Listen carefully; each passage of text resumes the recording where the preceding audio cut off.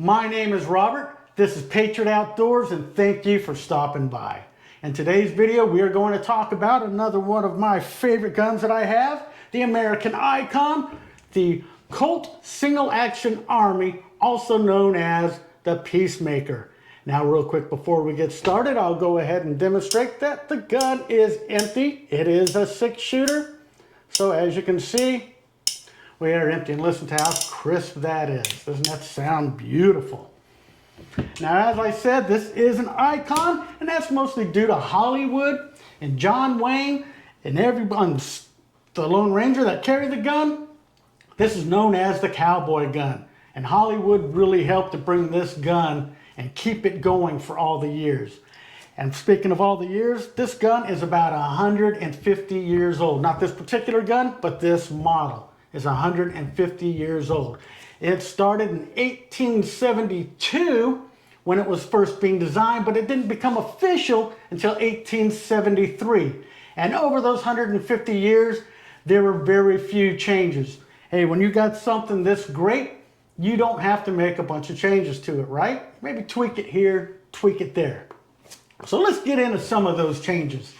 In 1872, like I said, it was starting to be developed. The government came to Colt and said, we need a new weapon. At that time, they were using a Smith & Wesson top break. It wasn't a Schofield, but it was a top break, and I believe it was in .44 caliber.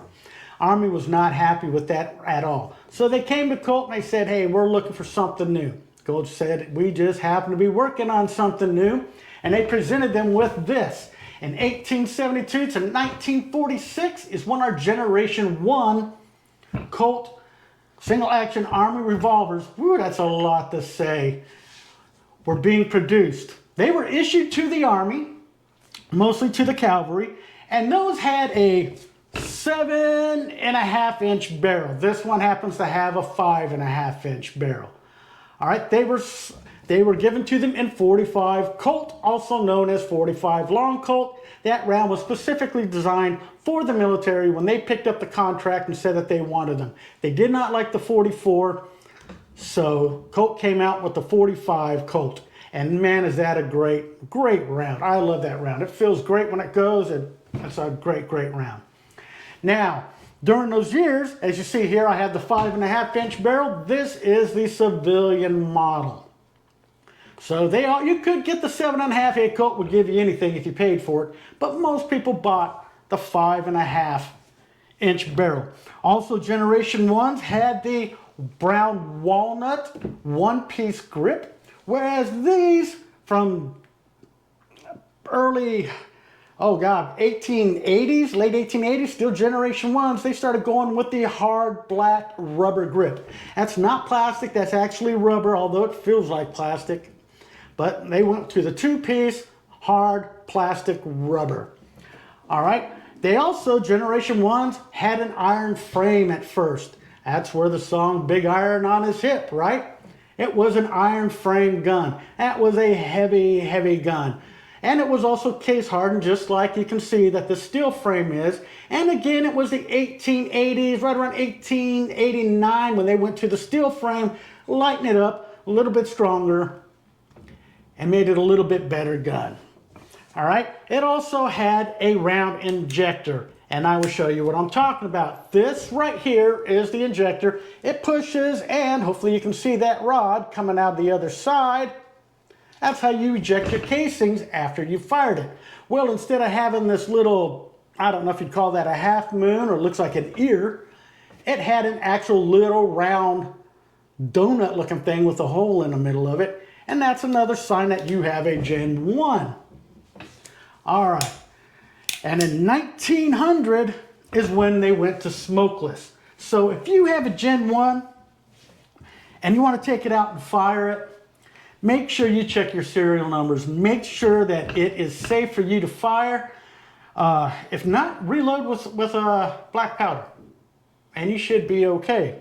These things are pretty sturdy. Now, as I said, they made the Gen 1s until about 1946. It wasn't until 1956 when they started with the Gen 2. And those 10-year break was because they thought, well, it's outdated. We're doing semi-autos, double action now, and they stopped making them. Well, what happened in the 50s? The cowboy movies came out. I mean, they were out before then, but they really got popular in the 50s. And Remington and Ruger, they were making cowboy guns that looked just like the Peacemakers, and they were selling like hotcakes. Colt saw that, and they fired their machinery up, and they started making them again, this time the Gen 2. Now, the Gen 2 was brought back due to the movies, and again, it had a steel frame, it had the hard rubber grips. There was really nothing changed. But you know you have a Gen 2 if your serial numbers are anyway from 0001SA to 73205SA. SA stands for single action. That's how you know you have a Gen 2 is somewhere in between there. Because honestly, there's not much difference. It is almost, pretty much is exactly the same. Those are the Gen 2s. Why they had to go and call it a Gen 3 later, I don't know. Maybe some trigger work in it. I'm not 100% sure on that. However, I can tell you that the Gen 3s started in 1976 to present. Now here's the sad thing about the Gen 3s, and this is a Gen 3, but I'll tell you why I'm lucky. If you have serial number SA80,000 to serial number SA99,999, you got some of the worst Colt Single Action Army revolvers ever made. They don't shoot well. They don't, listen to how crisp this is. I'll put it over here so you can hear it. Right? I mean, these things sound great. But if you have one of those within that serial number, you're going to notice, man, it feels crunchy. It doesn't click. It doesn't sound crisp. When I shoot it, it just doesn't feel right. Unfortunately, during that time, Colt didn't think it was important to do quality so much. They figured people were just buying them to put away and not fire.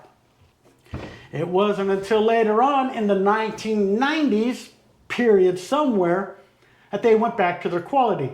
And how do you know if you have one of the better of the third generation? Serial numbers once again. Your serial numbers will be S, whatever number you have, with an A at the end.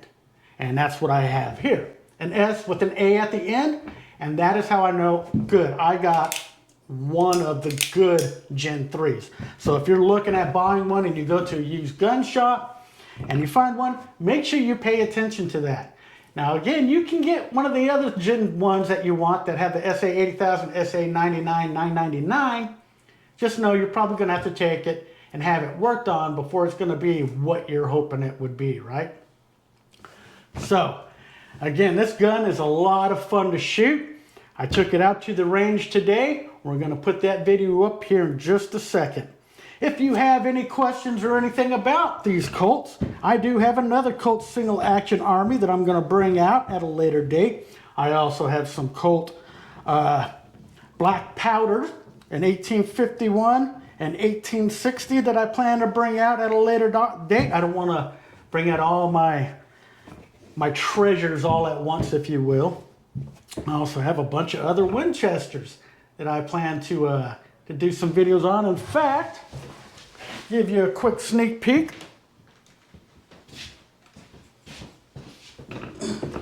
This is a Winchester 1886. It is empty, as you can see, nothing in it. All right. And this bad boy is beautiful. It is a 4570, but it only takes black powder rounds. So I have to load up my own black powder. Again, just like my shotgun I showed you the other day, you see all the bluing on it. Not original. However, a good usable gun, I just have to I have to reload my own rounds for it so I can make sure I don't blow this thing up.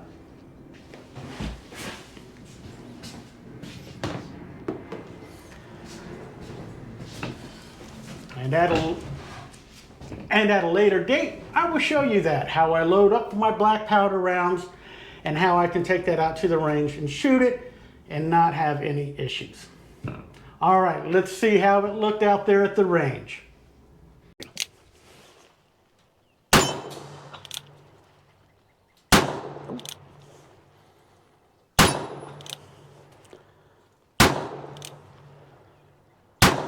Oh, man. Oh, and again, those 6-shooters, they sure to go by through them quick.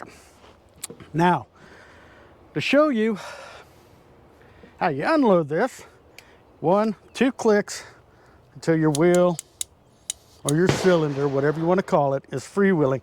And then over here, I have to show it to you after I unload it because I don't want the face by the YouTube safety officers to get all crazy. I've only done this a million times, but you know, I mean, there's some truth to what some of them say. You can't get too complacent, have an accident. But I'm not Alec Baldwin. So now we can see the gun is fully empty. And over here is our injection rod, and you can see it comes all the way through, and that's what pushes out your brass. To load it, it's very simple, pretty much the same thing. We'll start all the way from the start. Got the gun closed, half cock it, open our gate, and just start loading them in one at a time. Now these are cowboy loads, so they're just a simple lead ball.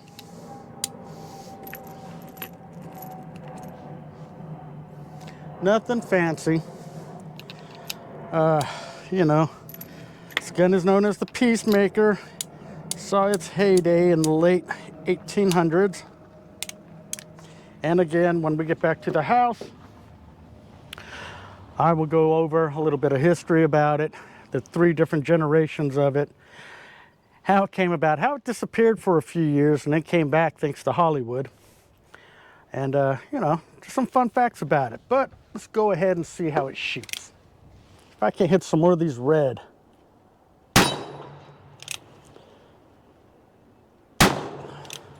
Seem to be going a little high. There we go.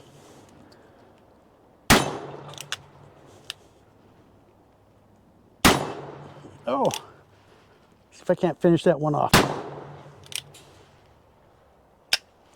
And again, 6 are done that quick.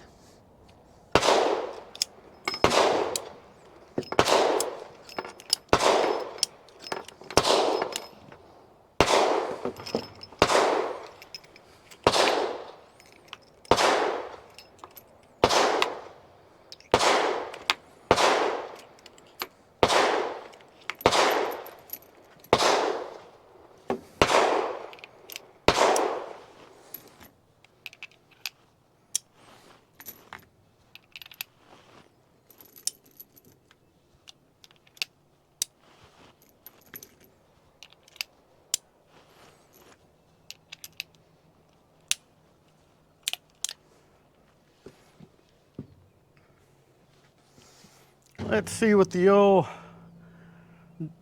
guy way back there in the back has got for me. Ooh. There we go.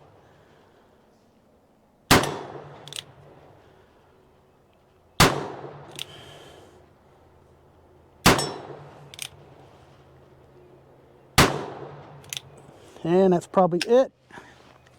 See how we do.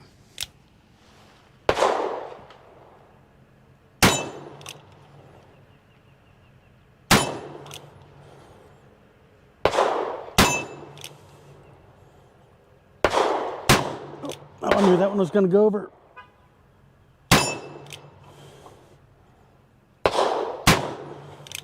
That one, I believe, went under. All right. And again, unloading. Right there. Push it out. Push it out. Push it out. I'm trying to catch all these because I do plan to reload them. So before they roll off the table and mix in with all the other brass, I sure would like to pick them up. Again, you got to be on half cock.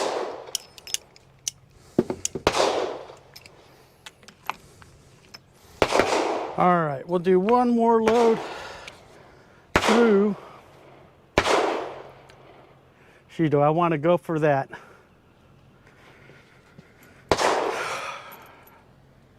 The the hostage target with this thing? I think I will. And I think I would also like to do a little single-handed shooting with it as well, just to show you what that is like. That is the way you see John Wayne and everyone else using these in the movies. So there's one of my gray beard hairs. So let's see if we can't take out the hostage keeper. No, not the hostage, the guy keeping the hostage.